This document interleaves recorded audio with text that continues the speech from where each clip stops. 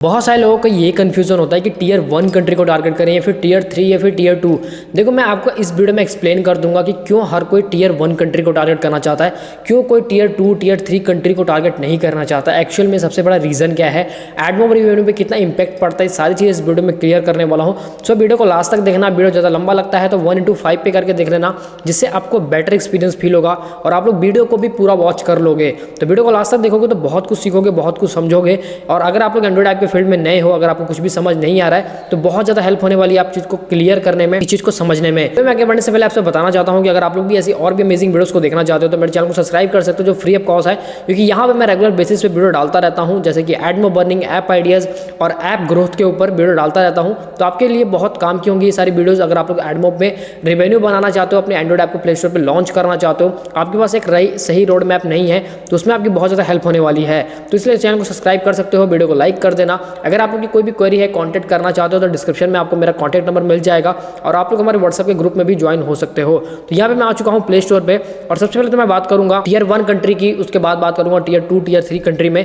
देखो tier 1 countries में कौन कौन सी कंट्रीज आती हैं, यहाँ पे गूगल का डेटा के अकॉर्डिंग मैं बताता हूँ। जैसे कि यहाँ पे यूएस, यूके, कनाडा, ऑस्ट्रेलिया, ये जैसी ऐसी कंट्री हैं जहाँ पे बहुत ही ज़्यादा ट्रैफिक है। मतलब ट्रैफिक की बात नहीं करूँगा मैं, रेवेन्यू की बात करूँगा, क्योंकि ट्रैफिक तो हर जगह पे अवेलेबल है, यूएस में हो चाहे इंडिया में हो, हर जगह ट्रैफिक बहुत है। यहाँ पे लिखा हुआ है प्रोज, देखो यहाँ पे क्या है, यहाँ पे हाई परचेस पावर, हाई पे out, CPM offer, English speaking, premium audience, better for high value offers. और यहाँ पे कौन क्या है, very expensive, highly competitive, required significant budget. तो अगर आप लोग चाहते हो कि भाई आप लोग टीयर 1 कंट्री पे अपने ऐप को टारगेट करो, अगर आप लोग पेड कैंपेन चलाना चाहते हो तो पेड कैंपेन में आपको बहुत कॉस्टली पड़ने वाला है। जैसे कि यहाँ पे ऑलरेडी लिखा हुआ है कि बहुत ही ज़्यादा एक्सपेंसिव है ये सिटीज़, ये कंट्रीज सॉरी। तो Australia, Canada, UK and US जैसी बड़ी बड़ी कंट्रीज़ हैं जहाँ पे आप लोग अगर रैंक कराते हो, अपने ऐप को टारगेट करते हो, या फिर गूगल ऐड के बारे में अगर आप लोग डिसीजन ले रहे हो तो शायद आप लोग गूगल ऐड पे तो ना ही जाओ, क्योंकि वहाँ पे बहुत ज़्यादा पे करना पड़ेगा पर इंस्टॉल का।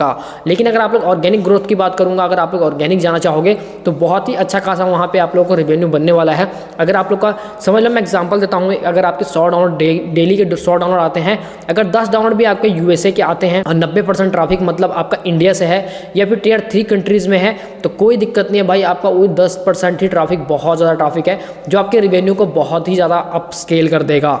यहाँ पे मैं बात करूँगा टीयर 2 टीयर 3 सिटीज़ की, जैसे कि इंडिया, नाइजीरिया, ब्राज़ील, जैसे बांग्लादेश, पाकिस्तान, ये सारे टीयर 3 सिटीज़ में आते हैं। तो यहाँ पे बहुत ही कम ECPM मिलता है। आप लोगों को भी पता होगा कि अगर आपका कोई ऐप इंडिया में रैंक है तो उसमें कितना कम ECPM मिल रहा है, उसमें कितना कम रेवेन्यू बन रहा है, ओवरऑल हर चीज़ बहुत ही कम मिलती है।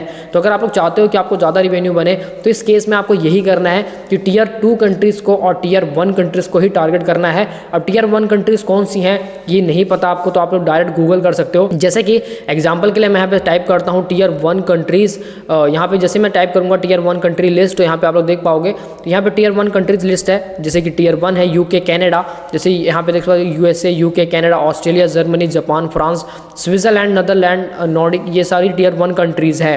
और यहाँ पे टीयर 2 कंट्रीज़ की बात करूँगा, जैसे चाइना, इंडिया, ब्राज़ील, मैक्सिको, तुर्की, Thailand, South Africa, Poland, Russia, South Korea, Japan. और यहाँ पे टीयर 3 कंट्रीज़ हैं जो पाकिस्तान, बांग्लादेश, सेनेगल, और यहाँ पे वियतनाम, नाइजीरिया, फिलीपींस, ये सारे टीयर 3 कंट्रीज़ में आते हैं जिसमें बहुत ही कम ECPM मिलता है। अगर आप लोग टॉप लेवल का अर्निंग चाहते हो ना, कि मतलब आपका 100 डॉलर भी पड़ेगा आ रहा है तो कम से कम आपको 4-5 डॉलर का अर्निंग हो जाए, तो उस केस में आप लोग टीयर 1 कंट्रीज़ को टारगेट करो।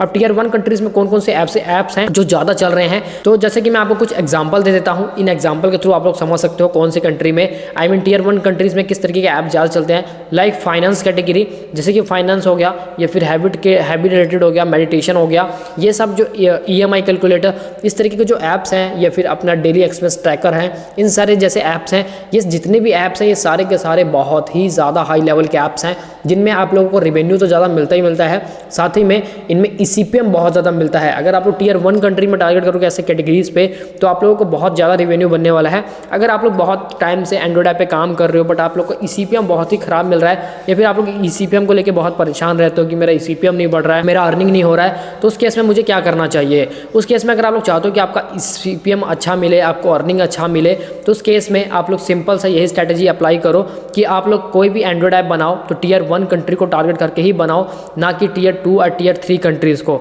अगर आप लोग Tier 2 और Tier 3 कंट्रीज़ में टारगेट करोगे तो आपको बहुत ही कम ही CPM मिलेगा।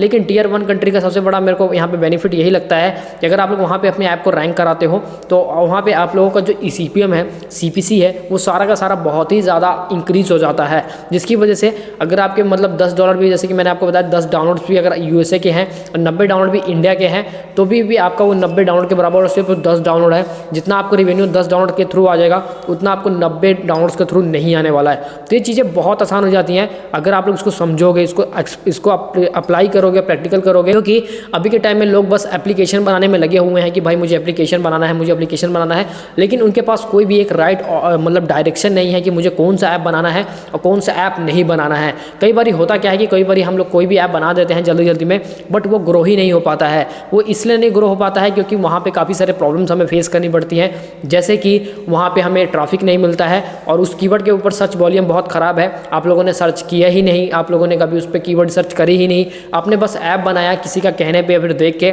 आपने ऐप बना दिया, बट उसका रिजल्ट आपको अब मिल रहा है क्योंकि उस पर डाउनलोड्स आ ही नहीं रहे हैं। तो ऐसी प्रॉब्लम्स बहुत सारे लोगों को फेस करनी पड़ रही है। अगर आप लोग चाहते हो कि आप लोग को ऐसी प्रॉब्लम फेस ना करना पड़े तो app store optimisation best solution है इन सभी का। आप लोग उस चीज़ को अप्लाई कर सकते हो जिसमें आप लोग को बहुत अच्छा खासा रिवेन्यू भी बनता है और बहुत अच्छा खासा यहाँ पे अपॉर्चुनिटी भी दिख जाती है अगर आप लोग उसको अप्लाई करते हो। क्योंकि अप्लाई करोगे नहीं जब तक तो कुछ भी नहीं मिलने वाला है। अगर आप लोग उसको अप्लाई कर लेते हो तभी आप लोग को बेनिफिट मिलेगा। और जो लॉन्ग टर्म में अगर आप लोग 2-4 दिन को सोच के चल रहे हो तो भाई कुछ भी नहीं मिलने वाला है। आप लोग लंबे समय का सोच के चलो, एज आप लोग बिजनेस की तरह काम करो। आज से नहीं 6 महीने बाद का सोचो कि 6 महीने बाद भी अगर मेरे पास एडमॉब का ट्रैफिक आता है तो मैं कितना रेवेन्यू बना सकता हूँ। और ये सारी चीज़ें सोचोगे तो ये बहुत आसान हो जाएगा करना और बहुत ही ईजी तरीके से इसको कर पाओगे और अच्छे से रेवेन्यू बना पाओगे अगर Tier 1 कंट्री को टारगेट करते हो।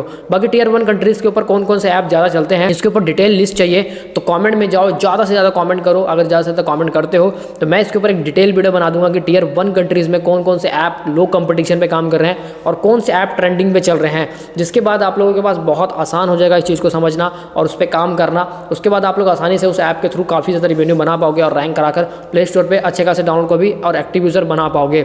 आई होप गाइस अगर आप लोगों ने यहाँ तक वीडियो को देखा है डेफिनेटली आपको बहुत कुछ समझ आया होगा, तो वीडियो को लाइक कर देना। ऐसी और भी अमेजिंग वीडियोस को देखने के लिए मेरे चैनल को सब्सक्राइब करके पास वाले बेल आइकन को जरूर प्रेस कर लेना ताकि मेरी आने वाली हर एक वीडियो की नोटिफिकेशन जो सबसे पहले देखने को मिलते रहे। और नीचे आपको ग्रुप का लिंक, हमारे ई बुक का लिंक जिस पे आप लोग ऑर्गेनिकली डाउनलोड्स को कैसे गेन कर सकते हो, उस ई बुक में मैंने कंप्लीट एक्सप्लेन करा है, तो उस ई बुक को डाउनलोड कर सकते हो। नीचे लिंक मिल जाएगा आपको डिस्क्रिप्शन में और वहाँ पे व्हाट्सएप ग्रुप का लिंक मिल जाएगा, हमारे पर्सनल DM का नंबर मिल जाएगा। तो वहीं पे आप लोग कोई भी क्वेरी या क्वेश्चन तो डायरेक्ट आप कर सकते हो। बाकी कमेंट में जरूर बताना अगर आपको Tier 1 कंट्रीज़ के ऐसी वीडियोस चाहिए, ऐसी वीडियो चाहिए जहाँ Tier 1 कंट्रीज़ में बहुत ही कम और बहुत ही लो कंपटीशन वाले कीवर्ड हो जो ट्रेंडिंग चल रहे हो और जिस पे आप लोग आसानी से रैंक करा जाओ। तो यहाँ तक वीडियो को देखा है तो वीडियो को लाइक कर देना। तो मिलते हैं नेक्स्ट वीडियो में, तब तक के लिए bye bye and take care.